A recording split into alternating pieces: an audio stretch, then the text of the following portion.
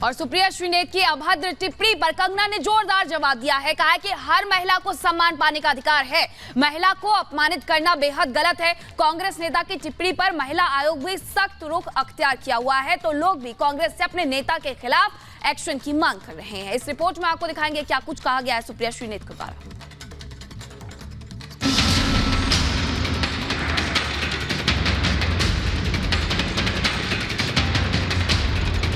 हम सब मंडी वासी जो हैं वो बहुत ही कष्ट हमें हुआ है इस चीज को लेकर। एक्ट्रेस कंगना रनौत पर भद्दी टिप्पणी करना कांग्रेस प्रवक्ता सुप्रिया श्रीनेत को बेहद भारी पड़ गया। हालत ये है कि पिछले 24 घंटे से वो बीजेपी के नेताओं के निशाने पर है और बैकफुट पर आने के बाद भी ये विवाद थमने का नाम नहीं ले रहा। बीजेपी उन पर जबरदस्त हमलावर है। किसी भी महिला को अपमानित करना, उसके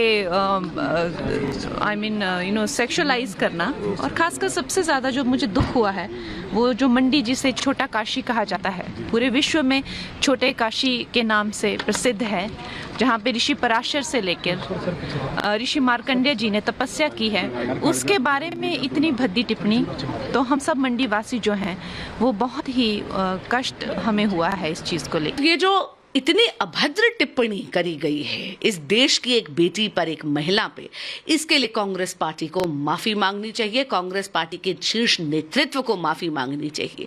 ये दिखाता है कि कांग्रेस पार्टी की असल मानसिकता क्या है, कि वो एक महिला विरोधी पार्टी है।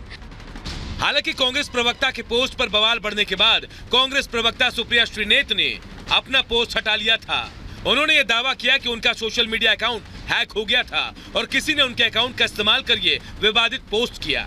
लेकिन बैकफुट पर आ चुकी सुप्रिया को कहीं से राहत नहीं मिली। बीजेपी नेताओं के साथ साथ कंगना ने भी एक के बाद एक करके कांग्रेस को निशाना बनाते हुए सुप्रिया को 2 बार घेरा। उन्होंने लिखा कि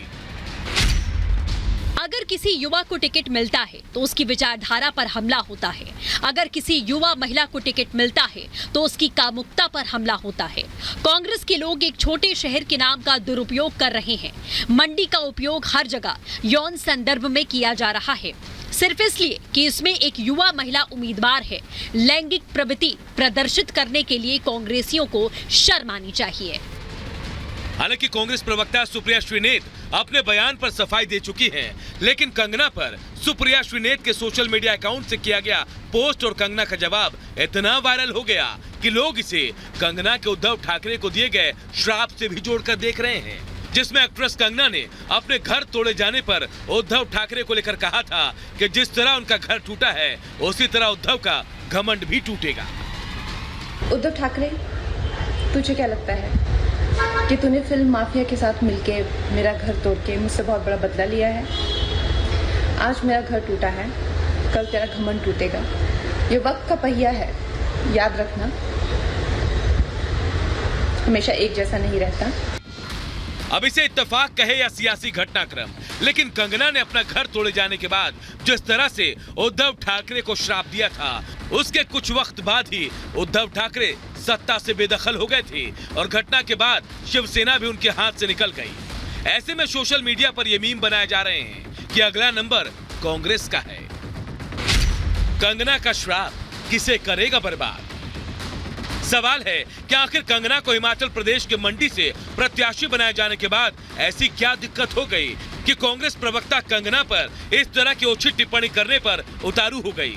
तो ये समझने के लिए आपको हिमाचल के मंडी में राजनीतिक समीकरण को समझना होगा, जो ये साफ कर देगा कि बीजेपी ने कंगना पर दांव क्यों खेला और कांग्रेस को कंगना को लेकर पेट में दर्द क्यों है। तो पहले इसे ऐसे समझिए, कंगना हिंदुत्व का युवा चेहरा है। वो अयोध्या में राम मंदिर के प्राण प्रतिष्ठा कार्यक्रम में भी पहुंची। कंगना हिमाचल में राजपूत परिवार से आती हैं। कंगना अपने शहर में काफी लोकप्रिय हैं। कंगना युवाओं का रोल मॉडल मानी जाती हैं। मंडी सीट पर नतीजा बदलने की ताकत रखती हैं। बीजेपी को कंगना से मंडी में जीत की उम्मीद है। अभी कांग्रेस के खाते में है मंडी लोकसभा। जाहिर है कंगना पर बीजेपी के दांव के पीछे जीत का एक मजबूत समीकरण है, जिसे बीजेपी लंबे वक्त पहले ही भांप चुकी है और अब बीजेपी के हिमाचल में वही रणनीति कांग्रेस की बेचैनी का सबब है। Bureau report, Republic Bharat.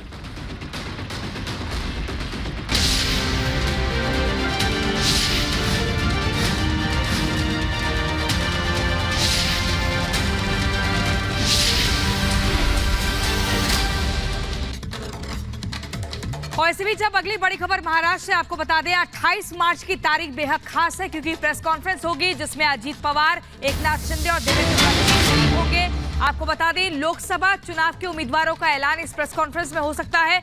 बड़ी खबर 98% काम हो चुका है अजीत पवार की तरफ से कहा गया, जिसने जहां चुनाव जीता उसका वहां दावा। ये बड़ी खबर आपको बता रहे हैं 28 मार्च को एनडीए की प्रेस कॉन्फ्रेंस होगी महाराष्ट्र में, जिसमें शिंदे, फडणवीस और अजीत पवार शामिल होंगे। उम्मीदवारों के नामों का ऐलान किया जाएगा।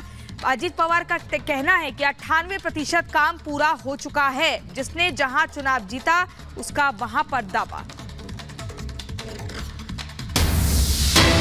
और इसी बीच एक और बड़ी खबर 29 मार्च को मेरठ में पीएम की रैली होगी और रैली में मौजूद रहेंगे जयंत चौधरी। मेरठ से करेंगे लोकसभा चुनाव का आगाज। आपको बता दें कि रैली में मौजूद रहने वाले जयंत चौधरी, जो कि पहले बीजेपी में शामिल हो गए हैं समाजवादी पार्टी के साथ अपना गठबंधन तोड़ करके, और इसके बाद 30 मार्च को मेरठ में ये पहली रैली होगी, ज्वाइंट रैली होने वाली है बीजेपी और साथ ही जयंत चौधरी की। मेरठ से यहां पर लोकसभा चुनाव का प्रचार का आगाज भी किया जाएगा।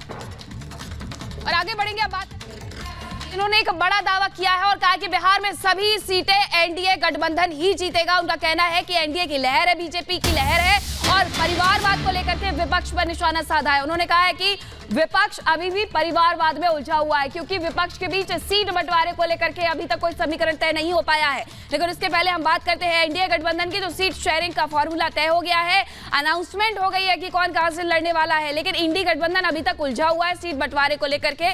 बीजेपी नेता गिरिराज सिंह से बात की है हमारे वरिष्ठ सहयोगी प्रकाश जी ने, क्या कुछ कहा है बीजेपी नेता गिरिराज सिंह ने, आपको सुनवाते हैं। गिरिराज जी, आपको तीसरी बार लोकसभा चुनाव लड़ने का मौका मिल रहा है भारतीय जनता पार्टी से, तो इस बार क्या क्या मुद्दे लेकर जाएंगे आप चुनाव में, क्योंकि तीसरी बार लड़ना आसान नहीं होता है, आजकल के युग में एंटी इनकम्बेंसी भी बहुत रहता है।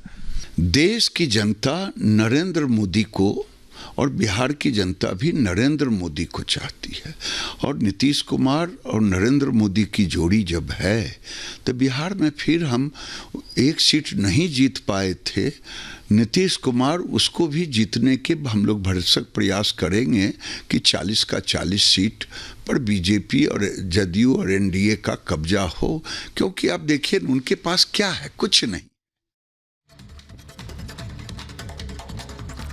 मध्य प्रदेश के धार स्थित भोजशाला में एएसआई सर्वे का आज 5वां दिन है और आपको बता दें इसी परिसर में हिंदू पक्ष द्वारा हनुमान चालीसा का पाठ भी किया गया, लेकिन कुछ मांगों को भी रखा गया है। क्या कुछ पूरा मामला, इस रिपोर्ट के जरिए आपको दिखाते हैं।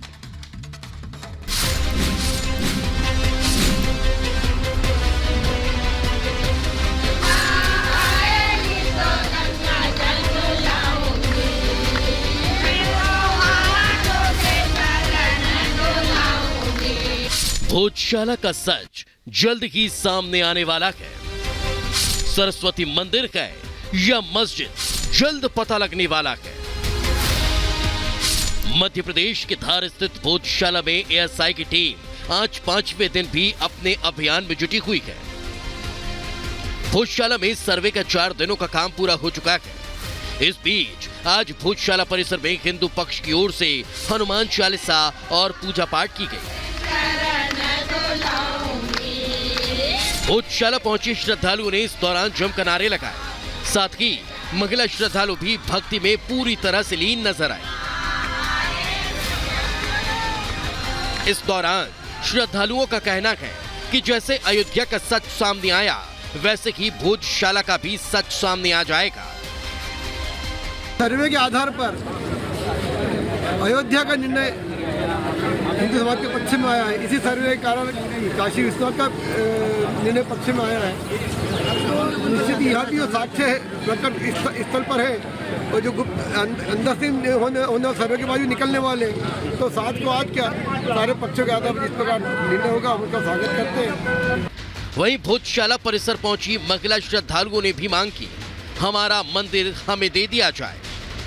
हम तो सिर्फ ये चाहते हैं कि जो सत्य है वो सामने आए। अगर हमारी माँ की हमारा मंदिर है तो हमको दे दिया जाए और यहाँ नमाज बंद कर दी जाए, और अगर उनका है तो उनको दे दो। सत्य के आधार पर फैसला चाहिए हमको, तो जो प्रूफ सामने है उसी के आधार पर फैसला चाहिए ना। हम नहीं चाहते किसी के साथ पक्षपात हो। बता दें कि मध्य प्रदेश हाई कोर्ट के इंदौर बेंच के आदेश पर 22 मार्च से सर्वे का काम शुरू कर दिया गया है, जिसको लेकर दिल्ली और भोपाल में एएसआई के अफसरों की टीम धार पहुंची। वहीं 5वें दिन भी सर्वे को लेकर सुबह करीब 7:15 बजे एएसआई की टीम भोजशाला परिसर में पहुंची। इस दौरान अफसरों के साथ हिंदू और मुस्लिम पक्ष के लोग भी मौजूद रहे। हिंदू पक्ष की ओर से आज शाम तक परिसर में पूजा जारी रहेगी, साथ ही सर्वे का काम भी जारी रहेगा। ऐसे में माना जा रहा है कि एएसआई की टीम आज भोजशाला के पिछले हिस्से में सर्वे करेगी, जिससे हिंदू समाज के लोगों को परेशानी का सामना न करना पड़े। वहीं भोजशाला में सर्वे को लेकर मौके पर पुलिस बल भी भारी संख्या में तैनात की गई। पूरे शहर में सुरक्षा व्यवस्था के मद्देनजर पुलिस प्रशासन की पूरी तरह मुस्तैदी रखी। Bureau report, Republic Bharat. और सीएम केजरीवाल के खिलाफ याचिका दायर की गई है दिल्ली हाई कोर्ट में। जनहित याचिका में कस्टडी के दौरान आदेश को चुनौती दी गई है। कस्टडी के दौरान यहां आपको बताएं कि आदेश दिया गया था दिल्ली में किसी भी तरीके से जल की समस्या ना हो, और अब इसी बात को चुनौती